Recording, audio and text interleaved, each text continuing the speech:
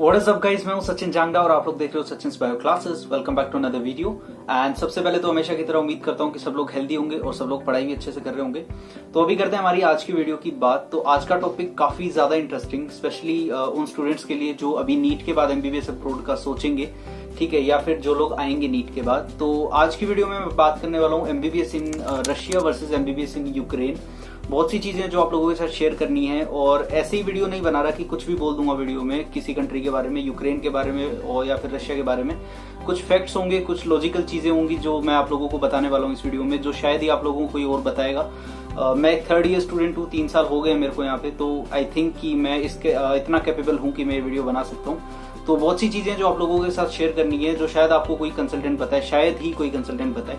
तो वीडियो को देखना लास्ट तक और रहेगी हमेशा की तरह इंटरेस्टिंग। और आई विल मेक श्योर कि इस वीडियो के बाद आप लोग आसानी से चूज कर पाओ कि आपको रशिया जाना चाहिए एमबीबीएस करने के लिए या फिर आपको यूक्रेन आना चाहिए, राइट। मेरे को देखो, कुछ चीजें मैं आप लोगों को पहले ही क्लियर कर रहा हूँ, मेरे को कोई फायदा नहीं होने वाला है वेदर यू चूज रशिया या फिर आप यूक्रेन आओ। मेरे को कहीं से भी कोई फायदा नहीं है कि यूक्रेन कोई स्टूडेंट आएगा तो मेरे को उससे फायदा है, या फिर रशिया कोई जाएगा तो मेरे को उससे फायदा है, ठीक है। मैं सिर्फ ये वीडियो आप लोगों की हेल्प करने के लिए बना रहा हूँ, ताकि आप लोगों को कोई दिक्कत ना आए और आप लोगों को कोई पागल ना बना पाए किसी भी कंट्री के बारे में, ये चाहे वो रशिया हो चाहे फिर वो यूक्रेन हो, ठीक है। तो चलिए फिर बिना किसी देरी के इस वीडियो को शुरू करते हैं।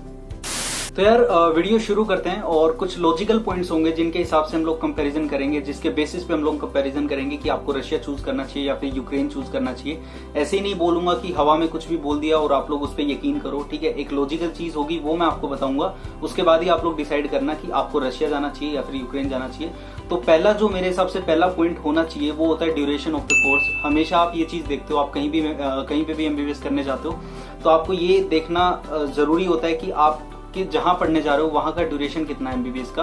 तो अगर बात करें रशिया की ड्यूरेशन की, तो रशिया में भी आपको 6 साल पढ़ना पड़ेगा, और अगर बात करें यूक्रेन की, तो यूक्रेन में भी आप 6 साल पढ़ोगे। कोई फर्क नहीं है, ना रशिया में ड्यूरेशन का फर्क है ना यूक्रेन में फर्क है, ठीक है। तो ड्यूरेशन के बाद हम बात करते हैं यार एजुकेशन सिस्टम की, कि दोनों कंट्रीज का एजुकेशन सिस्टम या फिर एजुकेशन पैटर्न या फिर स्टडी पैटर्न किस तरह का है। तो अगर बात करूं मैं रशिया की और अगर बात करूं मैं यूक्रेन की, तो दोनों कंट्रीज यूरोपियन टेरिटरी के अंडर ही आती हैं। वैसे बोलेंगे आप लोगों को बहुत से लोग ये चीज कि यूरोप प्रॉपर यूरोपियन कंट्रीज नहीं बोलते हैं, ना ही रशिया को ना ही यूक्रेन को, राइट। बट दोनों countries almost similar education pattern follow करती हैं, दोनों यूरोपियन एजुकेशन पैटर्न फॉलो करती हैं, चाहे वो रशिया हो या फिर वो यूक्रेन हो। जो रशिया में आपको पढ़ाई करने को मिलेगी वही आपको यूक्रेन में भी मिलेगी। तो बेशक आप रशिया जाओ, बेशक आप यूक्रेन जाओ, कहीं कोई फर्क नहीं आने वाला। ना ड्यूरेशन में फर्क आएगा, ड्यूरेशन भी आपकी 6 साल रहने वाली है, ना आपका फर्क आएगा एजुकेशन पैटर्न में, आपके स्टडी पैटर्न में। उसी तरीके से एग्जाम्स आपको यूक्रेन में देने हैं, उसी तरीके से आपको एग्जाम्स देने हैं रशिया में, ठीक है। हो सकता है कि आपको सब्जेक्ट्स थोड़े से अलग पढ़ने को मिले। सब्जेक्ट की जैसे बात करूं कि लैंग्वेज कोर्स है जैसे, तो ऑब्वियसली आप यूक्रेन में यूक्रेनियन पढ़ोगे, रशिया में रशियन पढ़ोगे। उसके अलावा भी कुछ सब्जेक्ट्स होते हैं जो एडिशनल सब्जेक्ट्स होते हैं। देखो, इंपॉर्टेंट सब्जेक्ट्स तो हर जगह आपके सेम ही रहेंगे, चाहे आप कहीं भी चले जाओ किसी भी देश में पढ़ने के लिए। मेडिसिन के बेसिक सब्जेक्ट हैं वो तो आप हर जगह ही पढ़ोगे, लेकिन कुछ एक्स्ट्रा सब्जेक्ट्स होते हैं जो कंट्रीज के हिसाब से आपके चेंज होते हैं। जैसे रशिया में कुछ सब्जेक्ट हैं जो पढ़ाए जाते हैं, वो सब्जेक्ट आपको यूरोप में नहीं, यूक्रेन में नहीं पढ़ने को मिलेंगे, या फिर कुछ सब्जेक्ट यूक्रेन में ऐसे पढ़ाए जाते हैं जो आपको रशिया में पढ़ने को नहीं मिलेंगे। तो यार दो चीजें हमने बताई कि दो चीजों के हिसाब से हमने अभी तक कंपैरिजन किया है रशिया का और यूक्रेन का। अब बात करते हैं तीसरे पॉइंट की, और तीसरा पॉइंट होगा इंफ्रास्ट्रक्चर। हम देखते हैं कि इंफ्रास्ट्रक्चर किस देश में ज्यादा बढ़िया है। तो देखो, ऑब्वियस सी बात है, चाहे आपको कोई कंसल्टेंट कुछ भी बोल रहा है, बट एक थोड़ा सा सोचने वाली बात है, लॉजिकल चीज है कि रशिया एक डेवलप्ड कंट्री है एंड यूक्रेन बहुत गरीब देश है। यूक्रेन शायद यूरोप का पहला पता नहीं दूसरा सबसे गरीब देश है, ठीक है। तो आप उस हिसाब से अंदाजा लगा सकते हो कि इंफ्रास्ट्रक्चर किस देश का बढ़िया होगा। ऑब्वियसली आपको रशिया में ज्यादा इंफ्रास्ट्रक्चर देखने को मिलेगा, ज्यादा अच्छे हॉस्पिटल्स मिलेंगे, ज्यादा अच्छी बिल्डिंग्स मिलेंगी, ज्यादा फैसिलिटीज आपको मिलेंगी रशिया में। वहीं अगर बात करूं यूक्रेन की, तो यूक्रेन में उतनी फैसिलिटीज आपको नहीं मिलेंगी जितनी रशिया में है। यहाँ की यूनिवर्सिटीज अच्छी हैं, ऐसी बात नहीं है कि यूनिवर्सिटीज बुरी हैं, but compare to Russia infrastructure में यहाँ पे डेफिनेटली कमी होगी। चाहे आप कोई भी यूनिवर्सिटी ले लो, यूक्रेन की किसी भी यूनिवर्सिटी की आप बात करो, आप रशिया का कंपेरिजन नहीं कर सकते इस चीज में, एटलीस्ट इंफ्रास्ट्रक्चर के मामले में। तो यार इंफ्रास्ट्रक्चर के बाद हम बात करते हैं क्लिनिकल एक्सपोजर की, कहाँ पे क्लिनिकल एक्सपोजर ज्यादा आपको मिलेगा, रशिया की बात करूं या फिर यूक्रेन की बात करूं। तो सबसे पहले बात करते हैं रशिया की। तो रशिया की ऑब्वियसली पॉपुलेशन ज्यादा है एज कम्पेयर टू यूक्रेन, तो वहां का पेशेंट फ्लो ज्यादा होगा, वहां हॉस्पिटल ज्यादा अच्छे हैं, वहां पे अपॉर्चुनिटीज थोड़ी सी ज्यादा है यूक्रेन के कंपेरिजन में। तो ऑब्वियसली वहां का जो क्लिनिकल एक्सपोजर होगा वो ज्यादा होगा एज कम्पेयर टू यूक्रेन। में ये नहीं बोल रहा कि रशिया का क्लिनिकल एक्सपोजर बहुत ज्यादा अच्छा मिलेगा आपको, बट एटलीस्ट अगर हम यूक्रेन के कंपेरिजन में देखें तो रशिया का आपको जो क्लिनिकल एक्सपोजर है वो थोड़ा ज्यादा मिलेगा। वहीं अगर यूक्रेन की बात करूं, यूक्रेन की पॉपुलेशन काफी कम है, ठीक है, ऊपर से इंफ्रास्ट्रक्चर इतना अच्छा नहीं है, पेशेंट फ्लो भी कम ही रहता है, तो उस हिसाब से क्लिनिकल एक्सपोजर हमें उतना नहीं मिल पाता जितना हम एक्सपेक्ट करते हैं। एक्सपेक्ट शायद रशिया में हम लोग करें, अगर जितना एक्सपेक्टेशन की अगर मैं बात करूं तो उतना तो आपको रशिया में भी नहीं मिलेगा, बट स्टिल अभी तो हम दोनों कंट्रीज को कंपेयर कर रहे हैं, तो दोनों में से हमें एक को डिसाइड करना है किसी भी चीज में, किसी भी पॉइंट के ऊपर। तो यहाँ पे अगर बात करूं क्लिनिकल एक्सपोजर की, वो तो डेफिनेटली आपको रशिया में थोड़ा सा ज्यादा मिलेगा।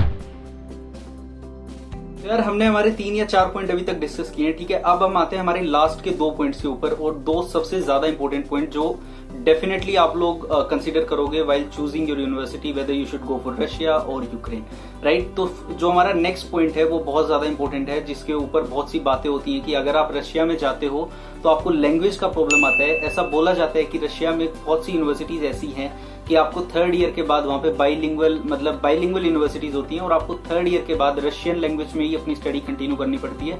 वहां पे इंग्लिश में आपको पढ़ने को नहीं मिलेगा 3 साल के बाद, ऐसा बोला जाता है। तो इस बात में कितनी सच्चाई है तो मैं आपको बताता हूँ। ऐसे बहुत सारे केस आए हैं यार, जो मेरे को भी पता है, मैं पर्सनली जिन लोगों को जानता हूँ, तो बहुत सारे केसेस मैंने भी सुने और बहुत से बच्चों ने वैसे बात भी करी है इस बारे में। तो रशिया में बहुत सारी यूनिवर्सिटीज, पहली बात तो रशिया में यूनिवर्सिटीज ही बहुत सारी हैं, ठीक है। तो उनमें से बहुत सारी यूनिवर्सिटीज ऐसी हैं जो 3 साल तक या 3 या 3.5 साल तक आपको इंग्लिश में पढ़ाती हैं, उसके बाद आपको रशियन लैंग्वेज में कंटिन्यू करना पड़ता है। बट इसका मतलब ये नहीं है कि सारी की सारी यूनिवर्सिटीज ऐसी हैं। इसका एक सोल्यूशन मैं आपको बता सकता हूँ कि आप अगर रशिया में आप जाना चाह रहे हो और कोई यूनिवर्सिटी आपने सेलेक्ट करी है, कि तो उसमें आप देखो कि सबसे पहले अगर किसी बच्चे से आपका कांटेक्ट हो सकता है तो पहले बच्चे के पास जाओ कंसल्टेंट के बाद, उसके बाद जाओ बच्चे से बात करने के बाद, ठीक है। बच्चे से पूछो, आप स्टूडेंट से पूछो, अगर वो 2 साल से 3 साल से वहां पे पढ़ रहा है या फिर 4 साल से, अगर वो तो सबसे बढ़िया है, अगर वो 4-5 साल से वहां पे पढ़ रहा है तो उससे पूछो कि क्या सही में ऐसा होता है कि आपको 3 साल सबसे पहले रशियन में इंग्लिश में पढ़ाएंगे एंड उसके बाद आपको रशियन में पढ़ाना शुरू कर देंगे। तो डेफिनेटली वो आपको सच बताएगा, उसके बाद ही आप लोग वो यूनिवर्सिटी चूज करना कि आपको जाना है या नहीं जाना है। बाकी बहुत सारी यूनिवर्सिटीज ऐसी भी हैं जो बहुत अच्छी हैं रशिया में और जो इंग्लिश में आपको पढ़ाएंगी 6 का 6 साल। तो प्रेफर करना है ऐसी यूनिवर्सिटीज में जाने का। ऐसा ना हो कि आपके साथ कोई स्कैम हो जाए, कोई कंसल्टेंट पागल बना के आपको ऐसी यूनिवर्सिटी में भेज दे।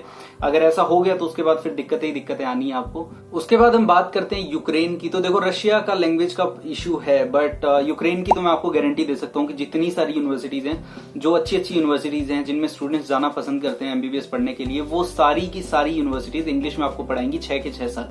तो यहाँ पे तो आपके साथ ऐसा कोई स्कैम नहीं होने वाला है, उसकी श्योरिटी मैं आपको दे सकता हूँ कि भाई आपको 3 साल में 3 साल आपको इंग्लिश में पढ़ाएंगे और उसके बाद आपको यूक्रेनियन लैंग्वेज में कंटिन्यू करना पड़ेगा।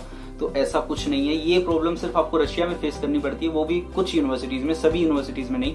तो रशिया अगर आप जा रहे हो, इस चीज को पहले कंफर्म कर लेना कि वहां पे ऐसा ना हो आपके साथ। और कंफर्म करने के लिए मैंने आपको सबसे सही तरीका बताया कि वहां पे कोई स्टूडेंट है, अगर मेरे जैसा कोई वीडियो बना रहा है या फिर कोई और भी है जिसे आप जानते हो, या फिर आपके कोई रिलेटिव का फ्रेंड कुछ भी है, किसी तरीके से भी कोई भी जान पहचान है, तो उससे एक बार कंफर्म कर लो। वो आपको एटलीस्ट ये चीज कंफर्म कर देगा कि भाई ऐसा कुछ नहीं है और तुम यूनिवर्सिटी में आ सकते हो, ठीक है। तो वहां पे जाना तो आपके लिए ज्यादा सेफ रहेगा। तो ये हो गया हमारा 4th पॉइंट या फिर 5th पॉइंट, जो भी था मेरे को याद नहीं है अभी, लैंग्वेज का जो हमने अभी पॉइंट डिस्कस किया। तो यार मैंने आपको बोला कि लास्ट के 2 पॉइंट सबसे ज्यादा क्रूशियल और इंपॉर्टेंट होने वाले हैं। तो लास्ट पॉइंट की तरफ आते हैं। तो मैं किसी चीज का कंपैरिजन कर रहा हूँ, किसी यूनिवर्सिटी का कंपैरिजन कर रहा हूँ, किसी कंट्री का कंपैरिजन कर रहा हूँ, तो ऐसा हो ही नहीं सकता कि मैं एक इंपॉर्टेंट पॉइंट को भूल जाऊं, जो हमेशा की तरह करप्शन रहता है, ठीक है। तो बात करते हैं लास्ट पॉइंट की, और सबसे इंपॉर्टेंट पॉइंट मेरे हिसाब से कंपैरिजन करने में, तो वो है आपका करप्शन। तो करप्शन की अगर बात करूं तो देखो, अगर आप मेरी वीडियोस देखते हो तो मैंने एक वीडियो बनाई थी स्ट्रगल्स के बारे में, और उसमें मैंने आपको बताया था कि Ukraine 2nd most corrupted country है इन यूरोप, ठीक है। But you will be surprise to know कि जो पहला कंट्री है वो रशिया है, ठीक है। तो करप्शन की मैं बात करूं तो रशिया भी कम नहीं है और यूक्रेन भी कम नहीं है। अगर थोड़ा बहुत कहीं कम होता होगा तो वो शायद यूक्रेन में ही होगा, क्योंकि नंबर 1 जो कंट्री है करप्शन के मामले में वो रशिया ही है। और ऐसा नहीं है कि मैं सिर्फ गूगल के डाटा के बेस पे ये चीज बोल रहा हूँ। वहां पे जो नॉन है, मेरे जो फ्रेंड्स भी हैं, जो दोस्त भी हैं, वो भी मेरे को ये चीज बताते हैं कि वहां पे भी उन लोगों को ये चीजें सफर करनी पड़ती हैं और करप्शन काफी ज्यादा होता है। वहां पे भी टीचर्स आपको बोलते हैं मेरे को फ्लावर दो पास करने के लिए, अगर आपको पास होना है इस एग्जाम में, मेरे को वाइन दो, ये दो, मतलब फाइनली यही बात है कि भाई करप्शन यूक्रेन में भी है और करप्शन आपका रशिया में भी है। रशिया नंबर 1 कंट्री है करप्टेड यूरोप का, और यूक्रेन आपका नंबर 2 करप्टेड कंट्री है। तो करप्शन के मामले में कोई कम नहीं है, ना रशिया ना यूक्रेन, राइट। तो ये सारे पॉइंट्स थे यार जो मेरे को आप लोगों के साथ डिस्कस करने थे, और आई जस्ट होप कि आप लोगों को ये चीज समझ आ गई होगी कि आपको रशिया जाना चाहिए या फिर यूक्रेन जाना चाहिए। देखो सीधी सी बात है, अगर आप देख रहे हो रशिया या फिर यूक्रेन, इनमें से आपको एक कोई फाइनली चूज करना है, तो एक इंपॉर्टेंट पॉइंट है जो मेरे हिसाब से है, वो है लैंग्वेज वाला। लैंग्वेज वाला आप डिसाइड कर लेना कि रशिया में आपको वो प्रॉब्लम ना हो जाए कि भाई 3 साल किसी और लैंग्वेज में पढ़ना पड़ रहा है और 3 साल वो लोकल लैंग्वेज में पढ़ा रहे हैं, वो प्रॉब्लम ना हो। उसके अलावा दोनों कंट्रीज सिमिलर है, कोई फर्क नहीं है, कोई ज्यादा फर्क नहीं है, ना किसी ड्यूरेशन में, ना स्टडी पैटर्न में। इंफ्रास्ट्रक्चर थोड़ा सा अच्छा है रशिया का, आई एग्री, बट बाकी सारी चीजें सेम है। करप्शन के मामले में यूक्रेन से भी ज्यादा है रशिया, ठीक है। तो चूज करते टाइम, यूनिवर्सिटी चूज करते टाइम बस लैंग्वेज का ध्यान दे देना कि आप जिस यूनिवर्सिटी में जा रहे हो वहां पे वो लोग ऐसा ना करें कि 6 के 6 साल या फिर 3 साल के चक्कर में आप पढ़ जाओ। वहां पे 3 साल कुछ और पढ़ाई हो रही है, 3 साल कुछ और पढ़ाई हो रही है, तो आपको दिक्कत होगी। खामखा आपको फिर ट्रांसफर लेने पड़ेंगे, फिर आप इन पंगों में पढ़ोगे, अपनी पढ़ाई भूल जाओगे, और ये सारी चीजें आपके साथ होती रहेंगी। तो be careful while choosing your university. तो that's it for today's video, और आई रियली होप कि आप लोगों की हेल्प होगी पूरी इस वीडियो के थ्रू कि whether you should go for Russia और यूक्रेन, ठीक है। मेरे को नहीं पता कंसल्टेंट आप लोगों को क्या बताते हैं, मेरे को नहीं पता कि और लोग आपको क्या बता रहे हैं, बट मैं मेरे 3 साल के एक्सपीरियंस से ये चीज मैंने बताई है। जितनी सारी चीजें बताई है सारी की सारी लॉजिकल हैं। ऐसा नहीं है कि हवा में तीर फेंक रहा हूँ, हवा में बातें मार रहा हूँ कि भाई इधर आ जाओ इधर आ जाओ। मेरे को तो कोई फायदा होने वाला है नहीं, ना अगर आप रशिया में जाओ तो मेरे को कोई फायदा नहीं है, ना आप यूक्रेन में जाओगे तो मेरे को कोई फायदा नहीं है। आपके फायदे की बात थी, आपको यूनिवर्सिटी चूज करनी है, आपकी 6 साल की बात है, इसलिए ये वीडियो बना दी आप लोगों के लिए।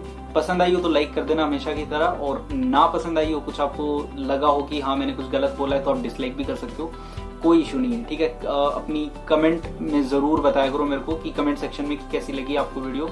आपकी कमेंट हमेशा मोटिवेट करती है मेरे को, जितने लोग कमेंट करते हैं तो मेरे को भी लगता है कि हाँ लोग देख रहे हैं, लोग ऑब्जर्व कर रहे हैं वीडियो केयरफुली।